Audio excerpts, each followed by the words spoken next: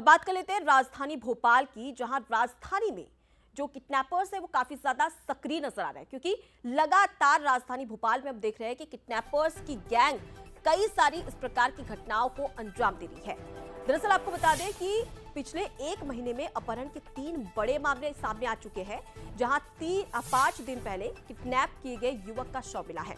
Ratapani tiger reserve में युवक का शव मिला। छोला इलाके में वांटेड अपराधी ने अपहरण किया था। शुक्रवार को किडनैप किए गए युवक का अब तक पता नहीं चल पाया था, जहां अपहरण हुए युवक की पत्नी के दोस्त ने ये पूरी कहानी रची थी। 17 नवंबर को कोलार से प्रॉपर्टी डीलर का अपहरण हुआ था और 30 लाख की फिरौती देकर ये प्रॉपर्टी डीलर छूटा था। तो देखिए, एक अपडेट हम आपको यहाँ पर बता रहे हैं, जहां पर ये भोपाल से ये खबर, जहां पर 3 आपको बता दें कि कुछ महीनों में 3 इस तरह की अपहरण की, किडनैपिंग की घटनाएं निकलकर सामने आ रही है। और ये अपहरण कोई और नहीं बल्कि बाकायदा इसकी एक गैंग बनी हुई है, जो कि आए दिन राजधानी में इस प्रकार की वारदात को अंजाम दे रही है। देखिए, दूसरी ओर लगातार इस प्रकार के जब मामले बढ़ रहे हैं तो पुलिस प्रशासन भी काफी ज्यादा चौकन्ना है और ऐसे में प्रयास किया जा रहा है कि इस प्रकार की जो घटनाएं हैं वो दोहराई ना जा सके। गोलू का ये कहना था कि उसको छोड़ के हमारे साथ रहे, और इसी द्वंद्व में जो है उसको जो है वो मारपीट करके ले जाना अभी तक पाया गया है। जो अपहरणकर्ताओं की इस संबंध में अभी कुछ सफलताएं अवश्य मिली है, लेकिन अभी और अधिक जानकारी अनुसंधान की देना उचित नहीं होगा।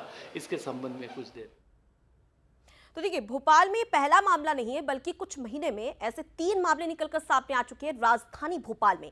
कौन कौन से वो मामले हैं, कहां कहां पर इस प्रकार की घटनाएं हुई है, वो हम आपको इस वक्त टीवी स्क्रीन पर दिखा रहे हैं। जहां पहली तस्वीर दिखा रहे हैं 17 नवंबर की ये तस्वीर, जहां पर एक युवक का दिन दहाड़े अपहरण किया गया था।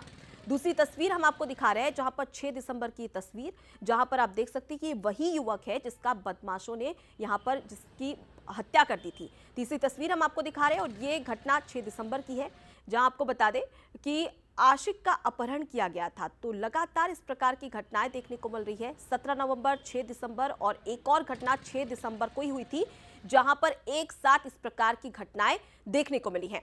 चलिए अब इसी खबर पर जानकारी ले लेते हैं। हमारे साथ में संवाददाता सनी जुड़ चुके हैं। सनी, हम देख रहे हैं कि लगातार इस प्रकार के मामले बढ़ते जा रहे हैं। फिलहाल प्रशासन क्या एक्शन ले रहा है और ये जो खबर सामने आई है उसमें क्या अपडेट? जी, निश्चित तौर पे अनुपमा, जिस प्रकार से राजधानी भोपाल के हाल के दिनों में अपहरण की जो घटना है उसमें तेजी देखी जा रही है।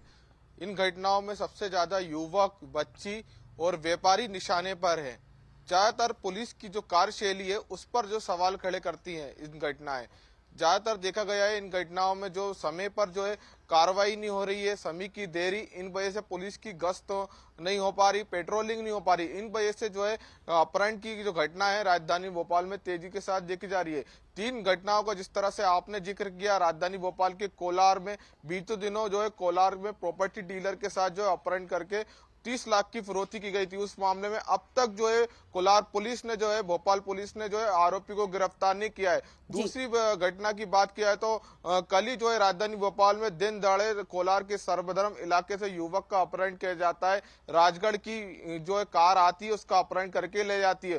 कहीं ना कहीं उस मामले में जो है एक प्रेम प्रसंग भी जो है सामने आया है। और दूसरा, छोले थाने की बात की जाए, बीते दिनों जो है ऑटो संचालक के साथ जो है उसका अपहरण किया जाता है। जो अपराधी बिहार का बताया जा रहा है, उसका नाम अवकेश है।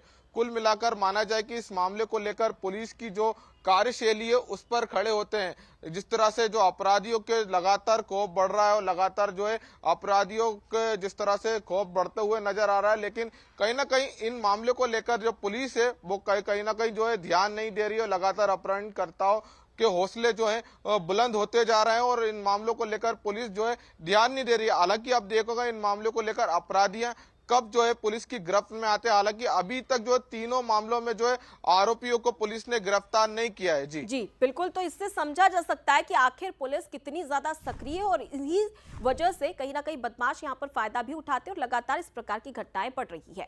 फिलहाल के लिए बहुत शुक्रिया सनी, तमाम जानकारी हम तक पहुंचाने के लिए।